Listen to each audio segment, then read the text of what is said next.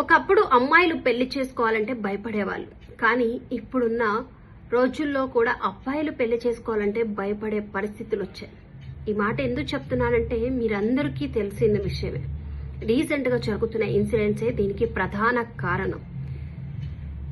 ప్రేమిస్తారు కానీ ఆ ప్రేమని ఇంట్లో ఒప్పించుకోలేరు.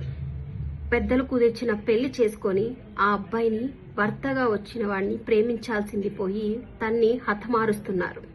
ఇవన్నీ మనం చూసిన రీసెంట్గా ఇన్సిడెంట్సే. కానీ చంపడానికి ఉన్న ధైర్యం ప్రేమించిన వ్యక్తి గురించి ఇంట్లో చెప్పి ఒప్పించుకోవడానికి ఎందుకు ఉండట్లేదు?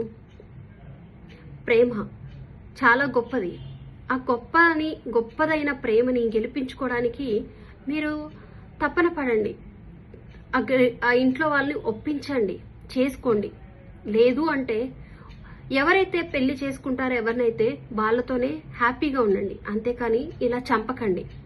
ప్రతి ఒక్కరు చేస్తున్న తప్పు ప్రేమని గెలిపించుకోలేక వచ్చిన అబ్బాయిని చంపడము, లేకపోతే తన్ని బాధ పెట్టడము, తన నుంచి విడాకులు తీసుకోవడము, ఇలాంటివి చేయడం వల్ల ప్రతి ఒక్క ఆడపిల్ల ఇలానే ఉంటుందా అనే విధంగా కూడా ప్రతి ఒక్కరు అనుకునే పరిస్థితి తీసుకొస్తున్నారు. దయచేసి చంపే హక్కు మీకు లేదు.